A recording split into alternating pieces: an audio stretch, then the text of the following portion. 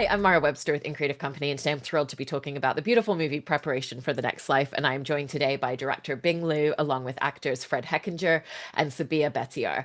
And Bing, in starting with talking about the development of this project, I know that when you first read the book, that you found a lot of parallels to your mother's own story, and really wanted to make something that felt very personal, but also a movie that felt very hopeful in terms of the story on screen. And I was interested in how that connectivity to the material really helped to shape the story in the way that you wanted to tell it on screen. I feel like I've seen a lot of stories about relationships that don't work out.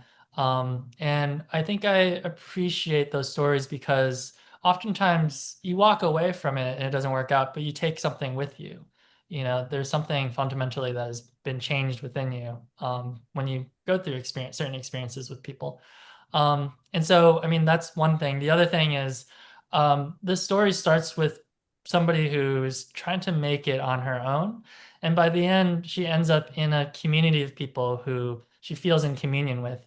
I think that for me is really meaningful in today, especially because I feel like a lot of people are just feeling really isolated and lonely despite how connected we are in the modern world. So, yeah, there's a lot for me to grapple with in this film. And Fred, for you, when we first meet Skinner at the beginning of the film, he's just come back from having been deployed on a few different missions previously. And, he's kind of really trying to figure out where his life is going and what his path is. And, decides to spend some time in New York. And, with that idea that he feels a little bit stuck and uncertain about his future, how did that really shape the idea of this character and where we meet him at the beginning of the movie for you? Yeah, I mean, I think he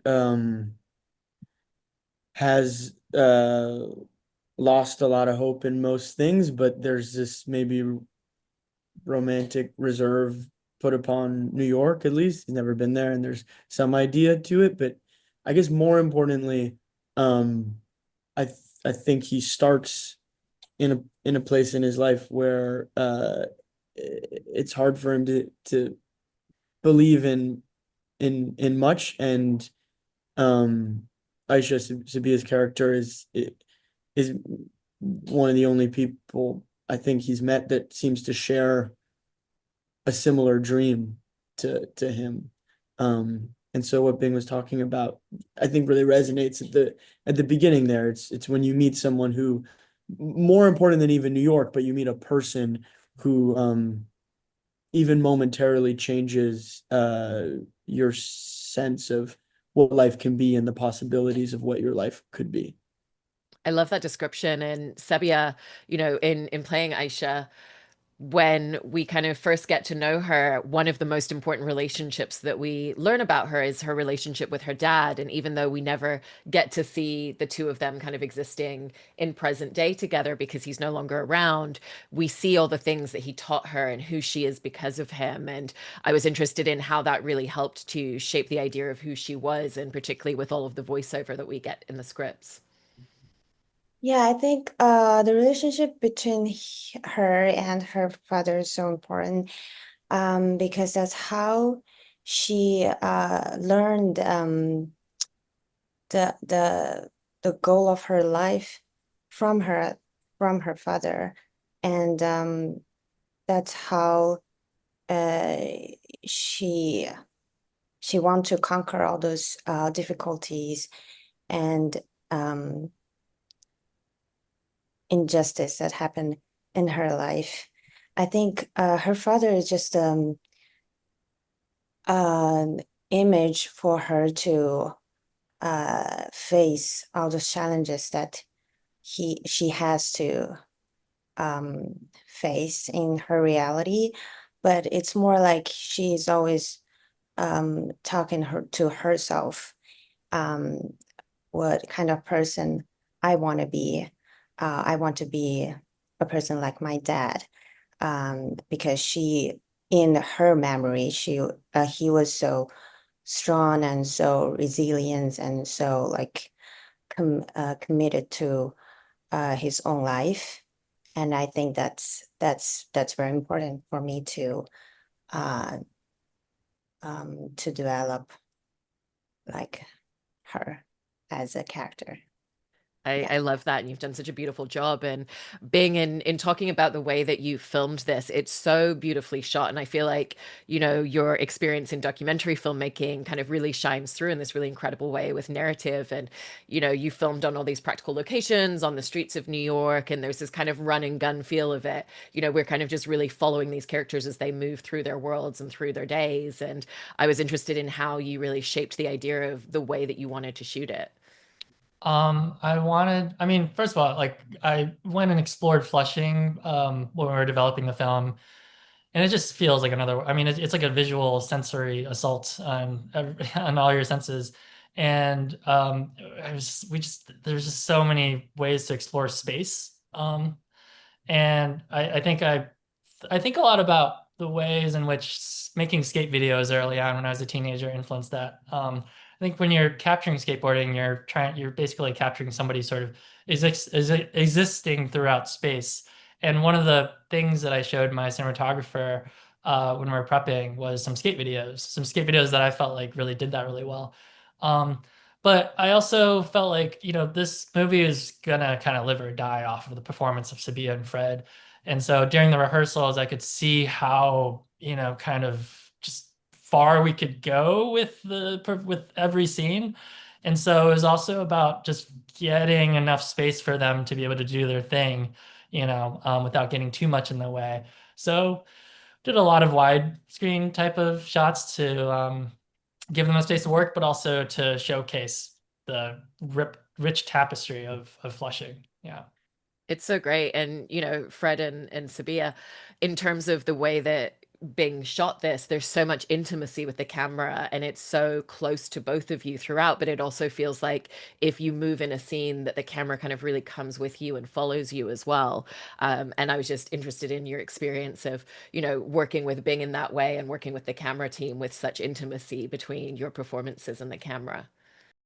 Okay, I always feel safe and comfortable working with Fred and Bing because they both give me that so much space to explore, to um to be myself a little bit, to like just try all those possibilities for this character. But I feel like I was in the most safe playground uh, for an actor, um, because I know that uh, we will always be on we will always be on on the right track to tell this good, beautiful story. And I think that's the key for me to finish my first acting experience with them. Yeah. I I feel the same. It's really sacred, I think, what happened uh, through this process. And like you're talking about cinematography, and I would say like the three of us through rehearsal time got incredibly close, and more than just trusting each other, I felt that we trusted each other to keep pushing deeper.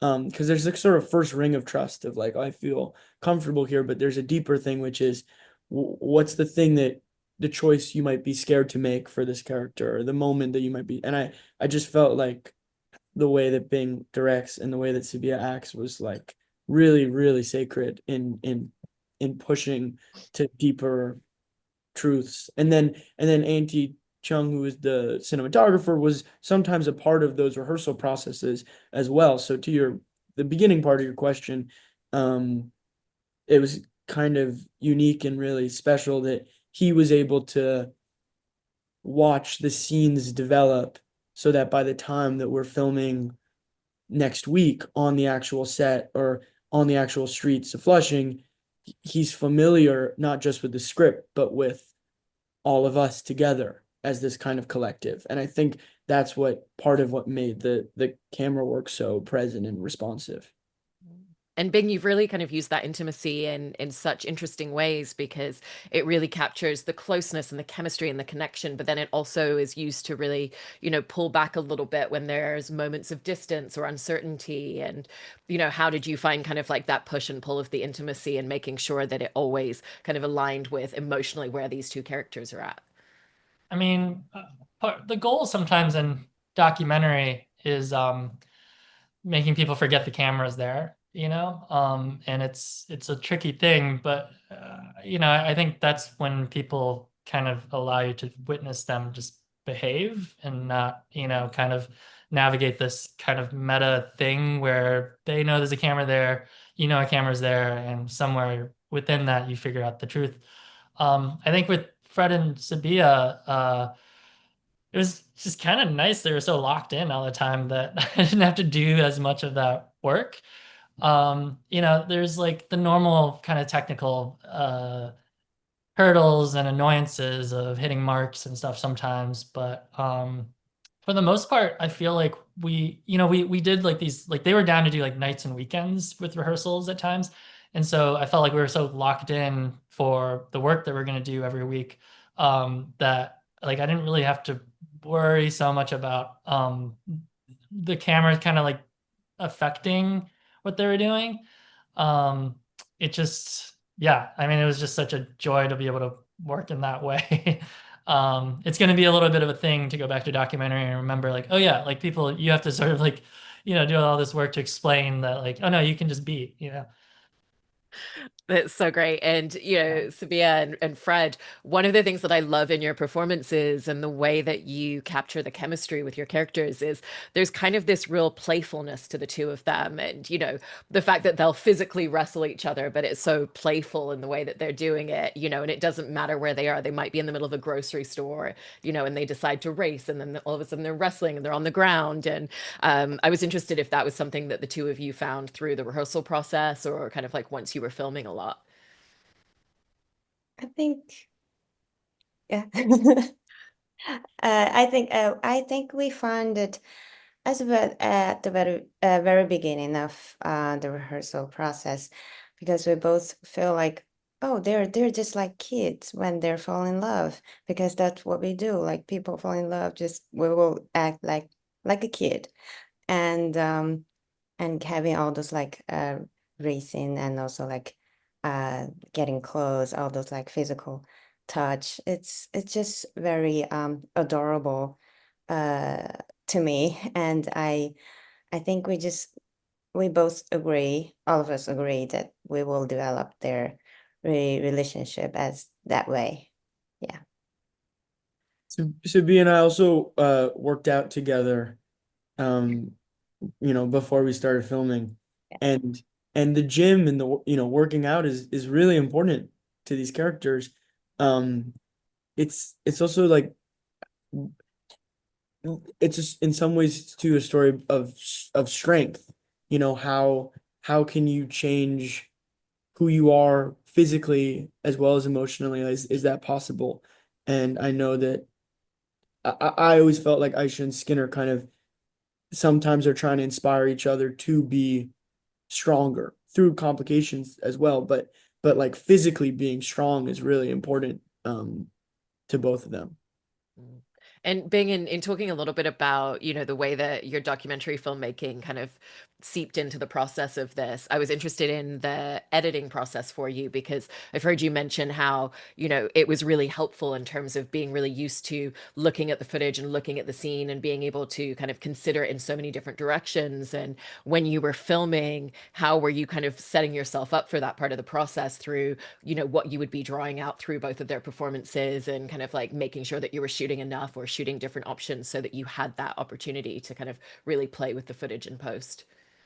It was really, I mean, a lot of it was Sabia and Fred being down to trust me enough to go in a different choice that was, what we had prepped for, rehearsed. It was, Fred had this thing that we had developed where he was like, "Oh, so you want me to do it wrong?" I was like, "Yeah, do it wrong."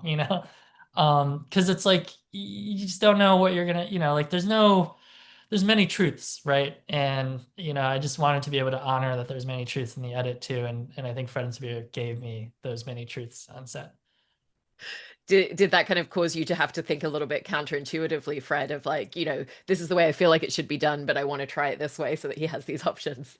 I mean, I think as being said, the multiple truths is the thing there's like there can be a pressure I find on set that sometimes can actually hurt the characters and the scene and the story. And there's this feeling of, you know, tightness and it kind of goes against both reality and how people actually interact, which isn't always how we wish they would interact, but it's how they do interact. It's just the truth sometimes. And also I think uh there's vulnerability that can be,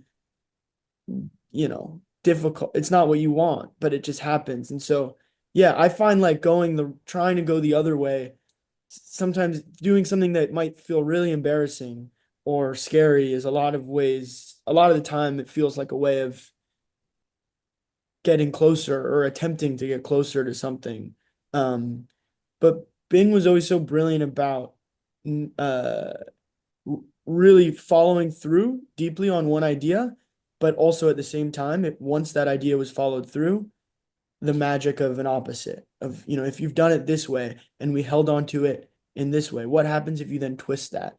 And I feel a lot of days there were revelations through that kind of process. And Sabia, with your character, when we meet her at the beginning, she's very much someone who doesn't like to rely on other people and kind of keeps herself to herself. And, like you were talking about earlier, she kind of like really opens up, not just in terms of the relationship, but, this sense and this idea of community that she starts to build around herself. And I wanted to ask about just the differences you started to really feel in her through playing her and the way that she opens up.